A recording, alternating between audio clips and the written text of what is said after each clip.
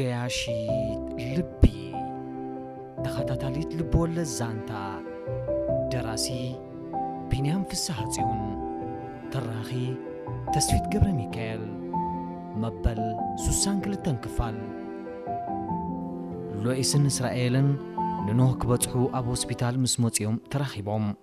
إسرائيل نتاب حد أوان أفكاريتو زنبرات أبت أوان جنا كم تلاقيتو زقوت سرا غرزوم إسرائيل قلتيفو قطوت أمززة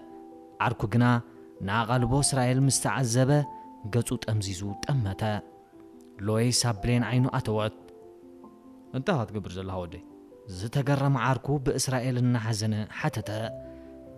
نسغا بديل كان كاللخص بالعلقتكم بجابل تمازة سلازلا سمعت كغير كان إكزابير سلام تعرب الله تمحت أنا حجو كيزريك كازلخو زبلت لويس نابتي أبي ميليكن إسرائيلن زنبرو بوتا قريبا سلامتا أقربت اللهم نسلامتا عطفيتا زملسه أبي ميليك خونن كلو إسرائيل جنا إدناي لويس كجبت فقادنيا ينبرن سلام ناي فتاري إسرائيل كتفلت دما عشام زتصل سلامتا خلص بهالمسلالو بلتو بسيافنا تأمتات لبام زتصلخه انتا يقبر حتى حرقانو خو قواصاصرنا فتنا ايتفلطيني خمش السنعقا لبام انت تصليو وسنو تراي زحزلكا كرخبك يدلني فصيمو دما يذكركاني بلا لبام زغبرو يغبر منبارو انحبره انتي مالت كايو بجاهم با حوما تستعقبلو بوتاي ابي ميلك زربوم نابكال كيمرح تسكفه نساون حكمنا داياتو تنبر حممتيا تتصارف اسرائيل نسوس دحان تعنا زلو املاخ ترايز فلطو تمن دبلويس كملس يا ابي كسام عسق كبل تدلين لها بلعلو كون لينا دلي كابزقس يغريتا حاتت يزغبو نيرو لبام دا يكون نمبر نعاخي يغرى خبل مويتدي نابي غادي لها إسرائيل ددحر لويس كسعب مسجمرة عركو بتقاومو منفس حاتتو إسرائيل سقمتو قتيو دوبلا جيغاو سلت تردو حسابو كوكوارز تقدد نساري أتو تملس بدهريو نحنا دما أتينا نريو انت زي كونا خمز زريوكم زلخو أبكرم حمومون سميعتكم تقوارز يتموصلوني انت غاد قبري حج مزيا حرقانو زي نفسلو إسرائيل نابتو لويس خدتو من قدنا تأمتن عركو زغربو حتى نسوات أتقبر يا مسيحة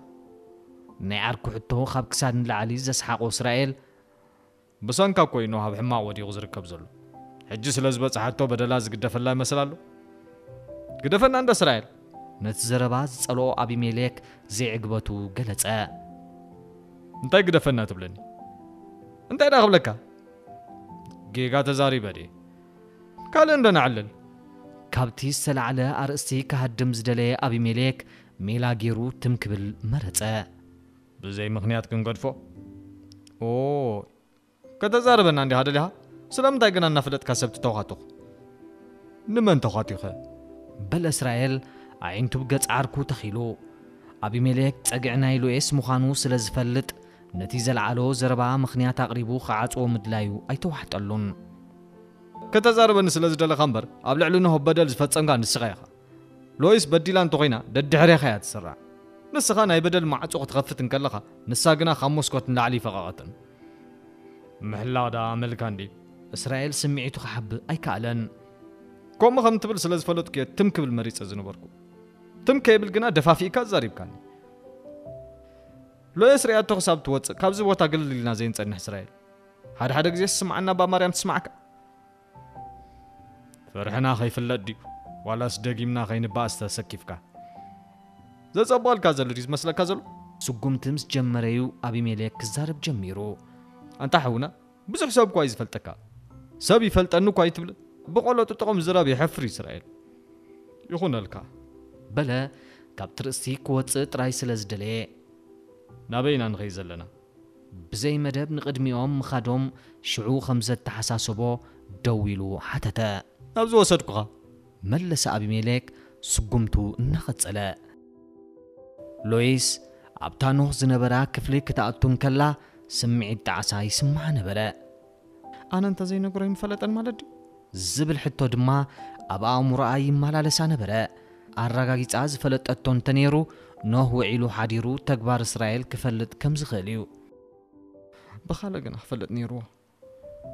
በደል ምፍጻማ ተኣመነት ሎይስ ኣብ ዝኣተወቶ ክፍሊ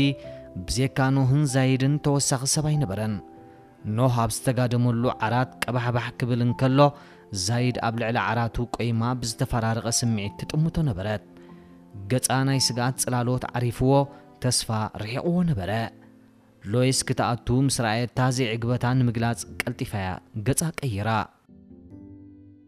كم يالو ሎይስ ንኖህ ዘይኮነ ንዛይድ ሕቶ ቕሪባ كم زاتري إيوه በለት ዛይድ ቅጭ ከም ዝመጻ ብዝገልጽ ስምዒት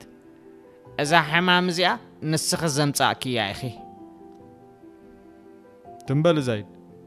ኖህ ሓይሉ ኣኻኺቡ ክጭድር ተሰምዐ ካብ ዓራት ክትንስኡን ፈተና ኣካየደ እንተኾነ ዓቕሚ ሲኢኑ ዳግማይ ናብ ዓራት ተገንበወ ኢንፊውጅን ከይወጻእካ ምዝራባ ዘጣዓሳ ዛይድ ካብ ተሓዋ ተዓቂብሉ ዝነበረ ክፍሊ ቀልጢፋ ወጸት ኮፍ በል ሎይስ ኖህ ናብ ደንደስ ዓራቱ ኣመልኪቱ ክትቕመጥ ሓበራ ሎይስ ብሰላሕታ ተቐመጠት كم يالخا ሕንቕንቕ እናበለት ሓተተቶ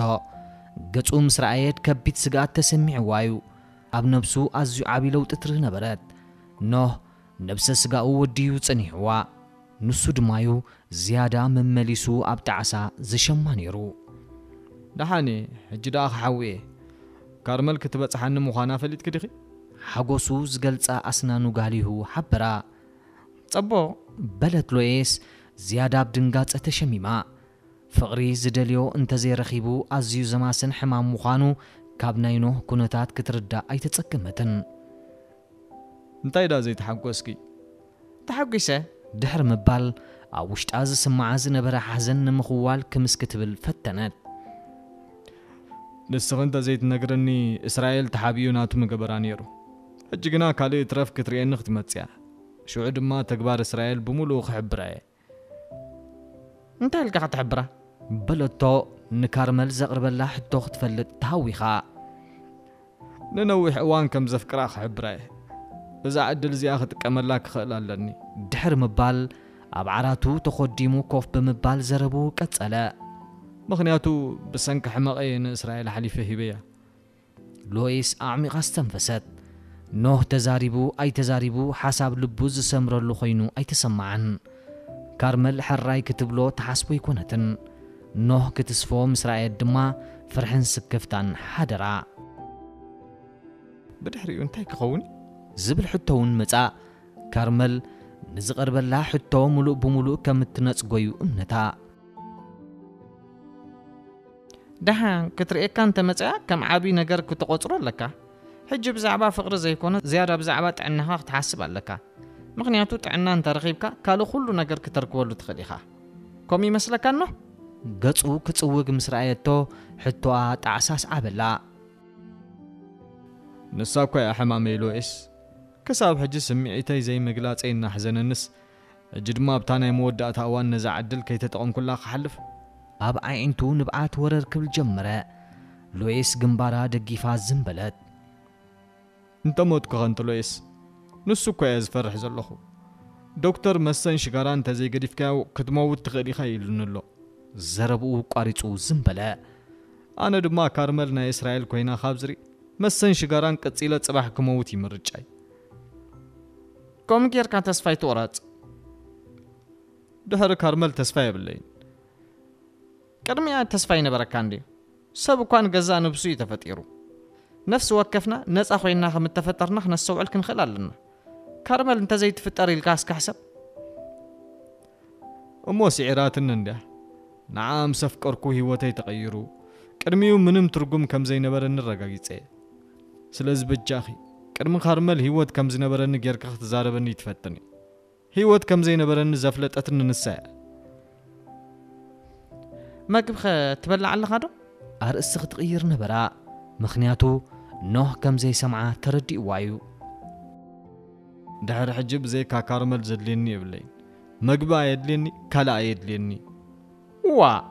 بلت لويس بعين سقاتنا تمتتو أنت اللهم دو زايد تمليسا نبتحوان لويسن زنبرو كفلي أتوات لويس ننهري أتو وتيازبل قمت زنبروم إسرائيلن أبين كابتي سلين نابلو استوقعزو من قدك حوتان تملسن كاللو كارمل بمعدو مكيناخ تتسقع رأيوا أنت كارمل يا نتيزر أيو خأمن زيكا على إسرائيل قدمو حاتتا نسايت مثلا أبي ملك نتيزر أيو كخحد النادلي ملسا ننوه كتريغ تمتص فصيمه يصبيني اسكنر كبا سقمتو قلاطف إسرائيل أبي ملك دما صعبو كارمل أدمت إسرائيل بعوتا كم مكينة تورد زنبرت كارمل قلحيلان إسرائيلن عركون تمتتم نابعي مصو سلزنبرو دويلا ختصبيوم مرتت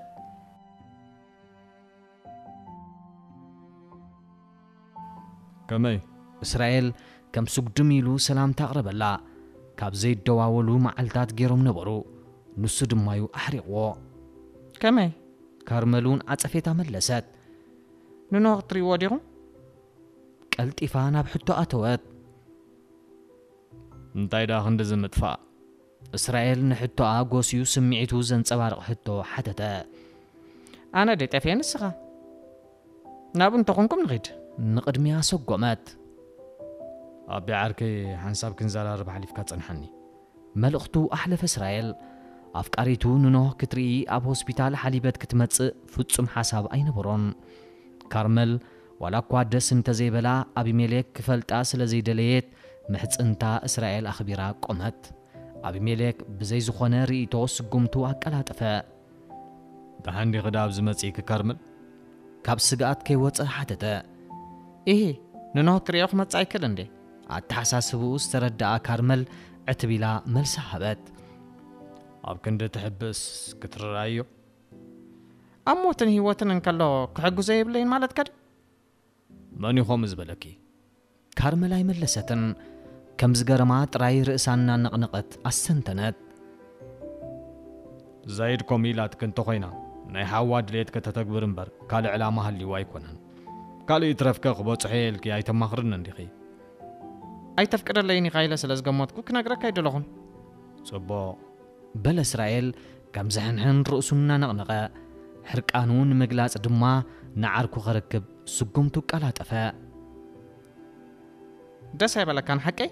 معريوخ سقمنا فتنات كارمل حتتتو إسرائيل أي ملسن اسمع عنده انت حقنا دس بل النقرات مقبار تخلكلني سابق وانا يقزا رسو مسال الناس انتن ما نمك حدو قيدلني نسقاقنا زربا قاريصا كسادات أمزيزات أمتتو أتمامتا نحرقانان سميعتان زنصبارق نبره زي كم ناس انتي تحسبيو اب كندا حدقا خيقاطمك محبارين حاليوت مرايين سي كالو ترغم يبكيو امو ابلع لنه كحاليت كنري يقبانا ندي بسنكي حميمو يحلونا تبهله ايدين اقرين اتاميره اب غزاي كوف كبلالني كوم تحسب انت كون كسب يكون كان ابلع لي خزل لنا حاليت يقوم بيلن انت كتر يوم ساعتغي يفكرك باخو موتكو باخ دحنكو انت بلك انت تقبري اب كبيد هوت وديقو زلو بسنك فقر خمخانا يرداك ندي كتر فقرنا حدقا خمس دفء سلازي تفلتي خز سقمت زتوسد زلخي يحلو خمزلو دا طفينا دي انت هنا نسخ فطاري تكون خطحويه تخل دي خي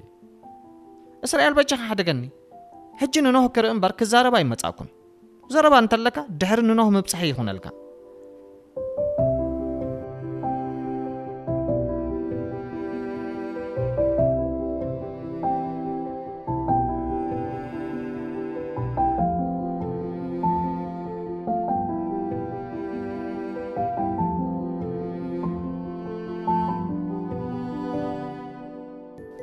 أي تقاقخون دي خطب للنزلخي زايد ددحر لوئيس الناس عبت قديماز جمرتو زربا قصلتو أي تقاقخون هو لوئيس جيغا أي أمنتن حق خمس فلت مقباري دي كم جيغاز حساب زلو نسخت نقريا خبزي دلخي أنا خنقري نبرن اتن نسخت قبريو زي كالكوكيا أنا جيريو ورا مسقانا يزقباني ኣዒን ታፍጠጥትላ ኣብ ልዕሊ ሓዋ ምንም ሓልዮት ዘይብላ ጌራውን ገመተታ ምኽንያቱ ፈለማ ንዛይድ ክትሕብራን ከላ እቲ ጉዳይ ቀልጢፉ ኣብ እዝኒ ኖህ ዝበጽሕ እዩ መሲልዋ ነይሩ ዋ ኣእዳዋ ጠመረት ዛይድ ስለምንታይ ከም ዘይነገርክዎ እቲ ምኽንያት ንስኺ ትፈልጥዮን ኢኺ ከምኡ ስለ ዝኾንክ ድማ ተጋጊኺ ዝብለክ ዘለኹ ጸገም ሓወይ ስለ ዝፈልጥ የስቕታ መሪፀ ንእስራኤል ክጻወሮ ከም ዘይኮነ ፈልጥ ስለ ዝነበርኩ ኣብ ሓደጋ ክእትወ ይደለኹን እምበር ተግባር እስራኤል ብስቕታ ክረአ ስለ ዘለዎ ይኮንኩን ግብረ መልሳ ክሰምዕ ጠመተታ ንስኺ ድማ ብዕላማ ከም ዝገበርክዮ ይዘንጋዕክዎን ፈለማ ኣብ ልዕሊ ኖህ ሓልየት ዘለኩ እኳ መሲልን እንተነበረ ድሓር ከም ዝፈለጥክዎ ግና ኣብ ልዕሊ እስራኤል ሕነ ክትፈዲ ከም ዝተበገስክ ረጋጊፀ እስራኤል ዓርክኺ ከም ዝነበረ ድሒረ የፈሊጠ ዘይምልከተክ ሞ ይዛረብ በጃኺ ሎኢስ ኣብ ስምዒት ኣተወት ንኖህ ዝነገርኩሉ ምኽንያት እስራኤል ወትሩ ከይፃወተሉን ነብሱ ክዕቅብን ብምሕሳብ እስራኤል ይፃወተሉ ደይኮነን ነይሩ ንስኽስ ዝጠፋእክ መዓስ ኮይኑ እንታይ ገይሩ እዩ ዝወዲ መፃወት እስራኤል ዝኾነ ንሕና ኸ ሕማቕ እናረኣና ስቕ ክንብል ነይሩና ከምኡ ክኸውን ትደሊ ነርኪ ንምዃኑ ቆሞና ሓፍቱ ዲኺ ሓፍቱን ፈረቓን ሓፍቱ ስለ ዝኾንኩ ድማ ቅድም ቀዳድም ንድሕነቱ ዝቃለስ ዘለኹ ካብዚ ዘለዎ ግና መፃወት እስራኤል እንተዝኸውን ማሓሸኒ ኣነ ነታ ሓቂቀስ እናበልኩ ከፍልጦ ይመደብ ነይሩኒ ንስኺ ግና ንዘይተዳለወ ሓዘንተኛ ሃንደበት መርዳእ ኣርዲእክዮ እንህልክ ድማ ብሰንኪ ሎሚ ጽባሕ ይብል ኣሎ ሓወይ ኣብ ህይወቱ መጉዳእት እንተጋጢሙ ብሕጊ ተሓታቲት ምዃን ክፍለጥ እንታይ ስለ ዝገበርኩ ስግኣት ዝሓደራ ሎኢስ ብስምዒት ሓተተት እስራኤል ከናበይ ምስከደያ ኣነ ዝሕተት ንዕኦስ መንደኽ ጎድፈዩ ኣምላኽ ግና ኣብ ከምኡ ኣየብፅሐናን ይኸውን ክልቴኹም ግና ናይ ኢድኩም ኣይትስኡኑን ትኾኑ ተራገመት ኣንተ ሓፍተይ ንዓይ ከምኡ ትበለኒ እዚ ከቢድ ዘረባ ኖህ እንተሰሚዕዎ ወረኽ ነግረ ንድሕሪት ግልብጥ በለት ኣንተ ናበይ ኢኺ ዛይድ ብቕድሚያ ሓሊፋ ዓገተታ ቁርብከ ኣብ ሕማቕ ዘሎ ይትብል እንዲኺ ሕጂ ድማ ተወሳኺ ክትገብረሉ ኣልግስ በጃኺ ነድራብ ገጻ እናተነበበ ኣንጸርጸረት ንሎኢስ በጽፋራ ክትኣትዋ ዝተረፋ ይነበረን እንታይ ዲኺ ትብልኒ ዘለኺ ሕማቕ ጌረ እንተኾይነ ሓደ መስካርየ ኖህ ጥራይ እዩ ንሱ ዳ እንታይ ክብለኪ ሕማሙ ዝፈወስ ክንዲ ዝመስሎ ዘሎ ድሓር ድማ ፍጹም ምስ ልቢ የለን ጸጎሙ መዝሚዝኩም ኩልኹም ዕምሩ ንኽዓፅር ኣይትስርሑ ሎኤስ ዛይድ ድሕሪ ምንፅርፃራ ዝሓሰበቶ ከይገበረት ግልብጥ ኢላ መንገዳ ፀረገት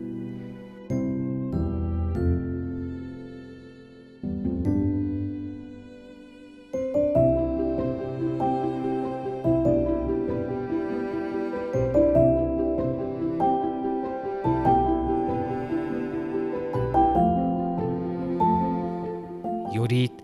ኣብቲ ሃይለ ዝሰርሓሉ ቦታ ክትመፅእ እንከላ ነገር ከም ዝመፀት ትፍለጥ ነበረት ሃይለ ብዓውታ ድመፀት ሃይለን ጉድዑ ሂብዋ ጫማይ ውልውል ስለ ዝነበረ ኣይረኣያን ግልብጥ ኢሉ ምስ ተዓዘበ ግና ዳዓንዲ ዮዲት ሓተታ ስርሑና ገበረ ደለካ ስለ ዘለኹ ምስ ወዳእካ ኣብዚ ይፅበየካ ኣለኹ ምፀኒ ብመልክዕ ትእዛዝ ሓቢራቶ ተፈንቲታ ቆመት ሕጂ ስራሕ ሒዘ ስለ ዘለኹ መፀኪ ይክልኒ ብዙሕ ከይተገደሰ ግብረ መልሲ ሃባ ኣንታ ደለካ ብለካ ኣለኹ ቀልጢፍካ ናብ ስራሕካ ክትምለስ ስለ ዝኾንካ ግዜ ከም ዘጥፋእልካ ጌርካ ይትዛረብ ንብዓት ክስዕራን ናደለየ ኣድመፀት ውሽጣ ብሕርቃን ፈኽፈኽ ይብልን ኣተነፋፍስኣ ይህወኽን ነበረ ሃይለ ኣብ ስራሓሎ ከይበለትን ኣብ ቅድሚኡ ዝነበሩ ሰባት ከየሰከፍዋን ሕርቃና ብጭኻ ኣቢላቶ ሃይለ ከምዘይሰምዐ ስርሑ ክገብር እኳ እንተፈተነ እቶም ጫማ ከወልውሉ ተቐሚጦም ዝነበሩ ሰባት ግና ስምዓያ ዝብል ምሕፅንታ ስለ ዘብዝሑ ከይፈተወ ብድዲሉ ተንሰ እንታይ ኮንኪ ፍንትት ኢሉ ሕርቃኑ እናገለጸ ሓተታ ደለካ ኣለኹ ብለካ ኣለኹ ሕጂ ዲ ክደልየኒ ኩሉ ግዜ ኣነ ጥራየ ዝደልየክ ነይረ ሕጂ እንታይ ተረኺቢ ንስኺ ክደልየኒ ጀሚርኪ ኣቃጭጫ ሃይለ በልሕራይ መፅእ ኣለኹ ብጠጠው ዝውዳእ ስለ ዘይኮነ ሻህና ሰተና ናዕለን ትርኢኒ ምሻ ኣለኺ ስራሕ ገዲፈ ኮነ ኢልካ ዓማዊለይ ከተህድምለይ ዲ ክደልየኺ ከምኡ ክትመስሊ ካልእ ዕላማ ከምዘይብልኪ ርኤክ ኣለኹ ሕጂ ከውንን እዩ ቆፀራ ጌርና ምሸት ንራኸብ ሙሉእ ሓሳቡ ናብቲ ኣድህብኡ ዝወሰደ ስርሑ ገይሩ ሓበራ ሕጂ ደልየካ ኣለኹ ብለካ ኣለኹ ኣይትደልይንኒ ክብለክ ኣለኹ ኣነ ድማ ኣንታ ግደፍ እንታይ ክትገብሪ ዝገብሮ የብለይ ደልየካ ጥራይ ብለካ ኣለኹ እንታ ኣቢኻኒ ተግባርካ ንመሳርሕትኻ ክሕብሮም ከይዳ ሓብር እዮም ንዕ ሕጂ ኺዲ ሓሳባ ክትፍጽም ደፋፍኣ ኣብ ውሳነይ ደፋፊኡ ኣብ ዘይደለኽዎ ጉዳይ ዘእቱ ሰብ እንተሎ ድማ ክርኢ እንታይ ትብለኒ ዘላ ሰናይት ዝሓሰበቶ ዘይሰለጣ ዮዲት ተገዲዳ መምጽኣ ሓበረት እንዴ በላ ሃይለ ምንም ከም ዘይፈለጠ እቲ ንዓኺ ዝበለትኪ ኣነ ክፈልጦ ይክእልኒ ሽማግለታት ክሰደላ ተዳሊኻ ከም ዘለኻ ሓቢራትኒ እንታይ ኢኻ ትገብር ዘለኻ ኣነ ክሓስበሉ እምበር ፈጺምካ ሽማግለታት ኣይትሰደድኒ ኢኻ ይበልኩኻን ስግኣት እናተሰማዓ ሓበረቶ ሓቀ በላ ሃይለ ብውሽጡ ዕግበት እናተሰምዖ ጸገመይ ደጋጊማ ሓቢረኪ ዘዳለኽዎም ሽማግለታት መዓዝ ዲና ንኸይድ እናበሉ ክሳብ ሕጂ ክጽበዩ ጸኒሖም ንስኺ ግና ኣብ ልዕሊ ሽማግለታተይ ምንም ክብሪ ስለ ዘይብልኪ ሎሚ ጽባሕ እናበልኪ ጸቢኽኒ ስለዚ ደው ኢለ ክነብር ስለ ዘይደሊ ብኹሉ ነገራታ ድማ ሰናይት ልባም ኮይና ስለ ዝረኸብክዋን ስለ ዝተቐበለትንን ምሳ ክውድእ ወሲነ ኣለኹ ኣርዳኣ እታ ዘረባ መሳርሕታ ዘየእመና ዮዲት ከም ዝነቐጸ ገረብ ፈዚዛ ተረፈት ሃይለ እቲ ዝብላ ዝነበረ ውሳነ ወሲዱ ንመሳርሕታ እሞ ድማ ንሰናይት ብቁም ነገር ክጥምት ፍጹም ሓሲባቶ ትፈልጥ ኣይነበረትን ክሓስብ እምበር ፈጺምካ ሽማግለታት ኣይትስደድ ኢለካ ዲ እንታይ ዳ ተፍቅረኒ ከም ዝነበርካ ትዛረብ ሕማቕ ተሰሚዕካ እንተኾይኑ ይቕሬታ ግበረለይ ሕጂ ግና ዘረባይካ ሕንፅሮ ሽማግለታት ክሰድድ ትኽእል ኢኻ ሓሲብ ክወዲኪ ናይ ዓወት መንፈስ ብውሽጡ እናንጸባረቐ ሓተታ እወ ምስ ስድራ ክራዳዳ ስለ ዝደለኹ እየ ክትጸንሕ ሓቢረካ ብኻልእ ኣይኮንኩን ዮዲት ኣብ መወዳእታ ከም ዝተሳዕረት ተረዲእዋ ንዝሓንገደቶም ሽማግለታት ክትቕበል ተገደደት መዓዝ ክሰድድ ሓተታ ሃይለ ብልቡ ጭድድ ፍንጭሕ እናበለ ንኣታቶም ኣብ ዝጠዓሞም ስድራ ከም ጽበይዎም ክገብር ምእንቲ ግና ኣቐዲምካ ዝመጸሉ መዓልቲ ሓብረኒ ህዲ ኢላ ሓበረቶ መበል 62 ክፋል ተኸታታሊት ልብወለድ ዛንታ ገያሸት ልቢ በዚ ተዛዚማላ መበል 63 ክፋል ኣብ ዝቕጽል ተኸታተሉ